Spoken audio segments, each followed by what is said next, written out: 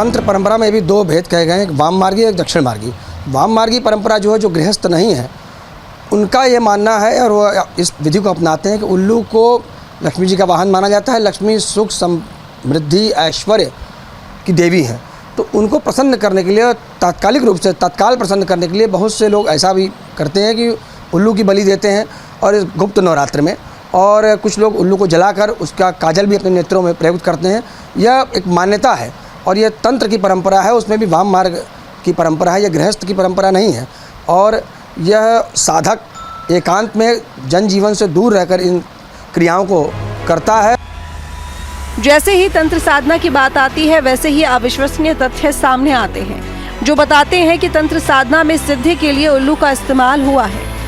तंत्र और यंत्र, तंत्र के पहले गुरु भगवान शिव हुए और गुरु माता माँ पार्वती। तंत्रिका तंत्र को जागृत करने की शक्ति को तंत्र कहा जाता है और मंत्र वेदों में अथाह मंत्र हैं। ऋग्वेद, सामवेद, यजुर्वेद, अथर्ववेद, अलग अलग वेदों में अलग अलग देवी देवताओं के प्रसन्न करने के अलग अलग मंत्र हैं। यानी तंत्र की शुरुआत भगवान शिव और पार्वती से है, लेकिन सवाल ये भी है कि अगर शुरुआत महादेव से है तो फिर इसका प्रभाव किस तरह के होते हैं। और उल्लू की तंत्र साधना को लेकर प्रचलित मत ये है कि इस तरह के पंथ को मानने वाले स्वहित में विश्वास रखते हैं, यानी सकारात्मक से ज्यादा नकारात्मक प्रभाव देखने को मिलते हैं, जिसमें वशीकरण प्राथमिक भूमिका निभाता है। सूरजपाल नाम का यह व्यक्ति, इसने निश्चित तौर पर मास सम्मोहन, पब्लिक को भ्रमित करने के लिए मास सम्मोहन किया। सम्मोहन जो है वाम तंत्र में ऐसी मान्यता है कि सम्मोहन करने के लिए लोग उल्लू का पंख का प्रयोग करते हैं, उल्लू का बलि देते हैं और उसके खून से तिलक लगाते हैं, उसको जला करके उसके राख से तिलक लगाते हैं और लोगों को मास सम्मोहन करते हैं। सूरजपाल उर्फ नारायण साकार हरि बाबा को लेकर जो खुलासा हुआ है वो चौंकाने वाला है। अगर उल्लू के इस्तेमाल वाली तंत्र साधना के पृष्ठभूमि पर तुलनात्मक रूप से देखा जाए तो बाबा जो कह रहे हैं वो भक्तों पर उनके तंत्रों का नकारात्मक प्रभाव है, वो प्रभाव जिसके जरिए वो सम्मोहित हो चुके हैं। लेकिन ये सम्मोहन सिद्ध कैसे हुआ और क्या है उल्लू की तंत्र साधना, इसे भी समझिए। विशेष रूप से माता लक्ष्मी के सवारी करने वाले वाहन हैं, माता लक्ष्मी सवारी करती हैं। और उल्लू का दिखना यानी धन की प्राप्ति का सूचक है, लेकिन दिन में दिखना अच्छा नहीं है। उल्लू किसी के घर पर जाकर के बोलता है तो उस घर के कोई एक व्यक्ति की मृत्यु होती है। उल्लू का घर के बाएं भाग से गुजर जाना कोई ना कोई बड़ा आपात संकट का सूचक है। जबकि उल्लू अगर रात्रि में दिखे, किसी वृक्ष पर दिखे और वह बोलता हुआ उसका कोई आवाज़ सुन ले तो इसका मतलब उसको धन की प्राप्ति होगी। उल्लू के आम तौर से लोग वध करके और उसके राख को तिलक लगाते हैं और ऐसा मान्यता है कि उससे सम्मोहन होता है। सूरजपाल उर्फ नारायण साकार हरि बाबा ने उल्लू का इस्तेमाल सिर्फ तंत्र ज्ञान में सिद्धि प्राप्ति के लिए नहीं किया, बल्कि उल्लू की बलि देकर उसके अंगों का उपयोग स्वहित में किया, जिसके सहारे उसने कथित चमत्कार दिखाए और उनके अनुयायियों ने उन चमत्कारों को साकार मान लिया।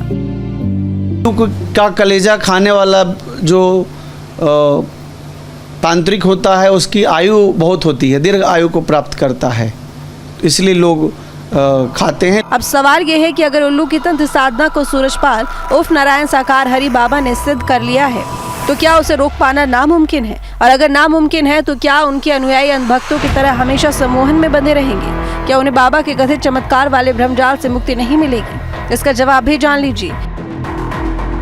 ब्लैक टर्मलिन है, यह विशेष रूप से कोई काला जादू, मैजिक या तंत्र करता है तो उसको रोकता है।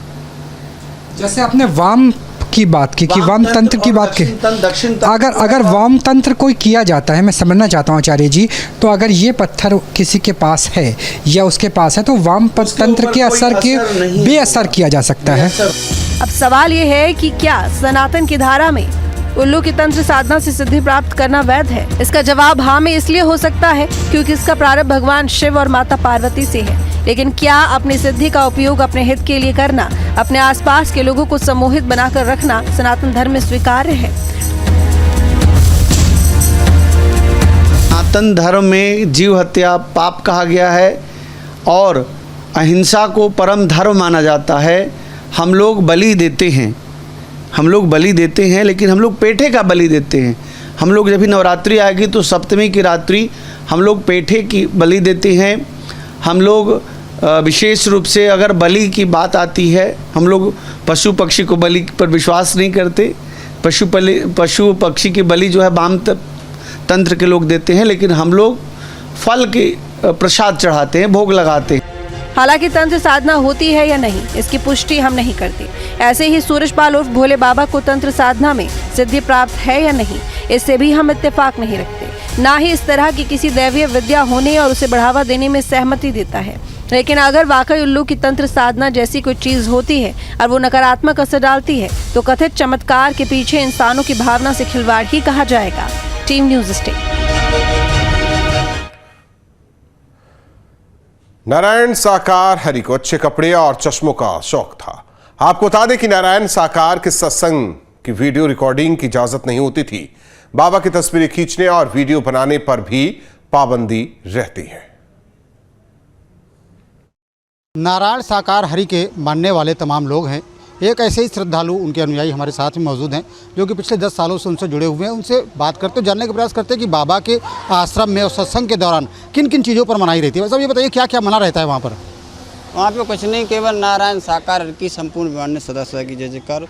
जगत जननी साकार माँ मातेश्वरी की संपूर्ण विमान सदा सदा के लिए ये मौन मंत्र लिया जाता है प्रभु, और जो कर उनके मतलब दर्शन करते हैं, बस इतना ही होता है वहाँ पे, और कुछ नहीं होता है। तो मोबाइल वगैरह पर प्रतिबंध रहता है? मोबाइल वगैरह वहाँ पे नहीं किया जाता, कि प्रशासन द्वारा वहाँ पे मना रहता है, वर्जित है। पहले से ही बोल दिया जाता था कि यहाँ पे कोई रिकॉर्डिंग वगैरह नहीं कर सकते, कोई रिकॉर्डिंग नहीं कर सकते वगैरह, ना फोटो वगैरह खींच सकते हैं। ये वहाँ पे फिर उससे पहले से ही मना रहता है। बाबा के तमाम आश्रम में आप गए होंगे, जहाँ जहाँ सत्संग होता जाते हैं आप, तो ऐसे में क्या किसी आश्रम में CCTV कैमरा या और तमाम व्यवस्थाएं कुछ देखी हैं? ऐसा कुछ नहीं, कुछ भी नहीं रहा। ऐसा मैंने कुछ भी नहीं देखा, ना दान पात्र कहीं देखा, ना मैंने पैसा कहीं पे जमा किया। CCTV देखा कहीं पर? नहीं, कुछ नहीं देखा।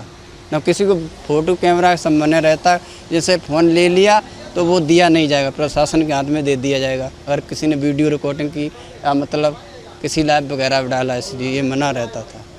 हाँ, पूरी तरीके से प्रतिबंध रहता है? प्रतिबंध रहता था सर। लेकिन अगर ऐसा नहीं होता, प्रतिबंध नहीं होता, तो उस दिन जो घटना हुई थी तो साफ हो जाती, कुछ वीडियो सामने आ जाते। कोई बना लेता। हाँ। मैंने तो नहीं वहाँ पे देखा, मैं वहाँ पे था, भीड़ भाड़ में मैं भी दब गया, लेकिन मैंने ये तो नहीं देखा, पता नहीं कौन गिरा, क्या हुआ, ये तो नहीं मैंने देखा।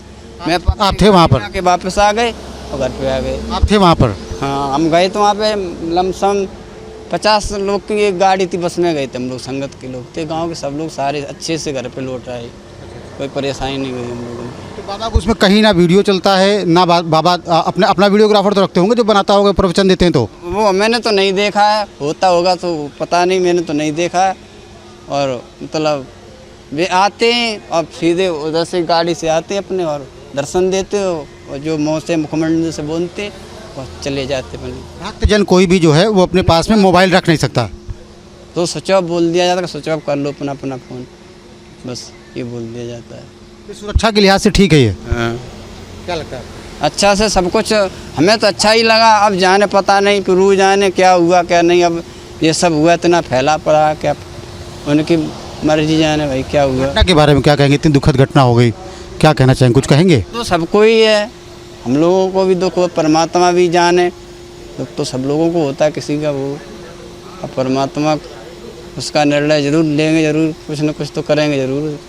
वीडियो आया है, उन्होंने खेद व्यक्त किया और कह रहे हैं कि हम साथ में खड़े हैं तमाम लोगों के, लेकिन ये लगता है कि उनको देखने जाना चाहिए था घायलों को। अगर देखने जाते तो परिवार वाले बड़ा संबल महसूस करते। अंतर घट के हैं, वो सब कुछ देख रहे हैं, मरते जीते सब देख रहे हैं, तो उन्हें जाने से ही तभी पता लगता कि देखने नहीं गए। उनका शरीर तो दिखावटी है ना, जो हैं उनको नौकरी भी उन्होंने की है, इंटेलिजेंट बता रहे ब्यूरो में किया प्रभु ने, तो वो सब कुछ देखे हुए हैं। पुलिस में भी किया, उन्हें नौकरी की है, प्रभु ने बोला मुखमंडल से अपने। तो क्या बाबा के अनुयायी हैं, उनका कहना ये है कि जो आश्रम होता है, आश्रम के अलावा तमाम सत्संग दूसरे स्थानों पर होते हैं, वहाँ पर जो भी अनुयायी आते हैं उन्हें तमाम चीज़ों से रिस्ट्रिक्ट रखा जाता है, जैसे कि वो मोबाइल अपना प्रयोग नहीं कर सकते। और यही वजह है कि मोबाइल प्रयोग ना करने की वजह से जो पूरा हादसा हुआ उसकी कोई भी सटीक तस्वीर, सटीक वीडियो निकल करके सामने नहीं आ सका।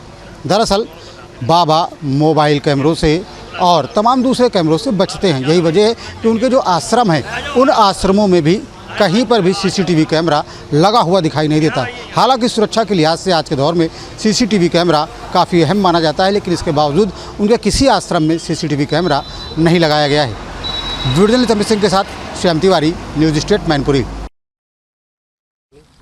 हाथरस हादसे के बाद बाबा नारायण साकार हरि लगातार सुर्खियों में बने हुए हैं। उनको लेकर के लोग तमाम चीज़ों को जानना चाहते हैं, उनके जीवन के बारे में जानना चाहते हैं।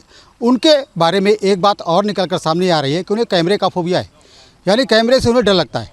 यही वजह है कि आज जब उन्होंने बयान भी जारी किया तो कहीं ना कहीं कैमरे पे डरते हुए नज़र आए। रुक रुक करके उन्होंने अपना बयान दिया।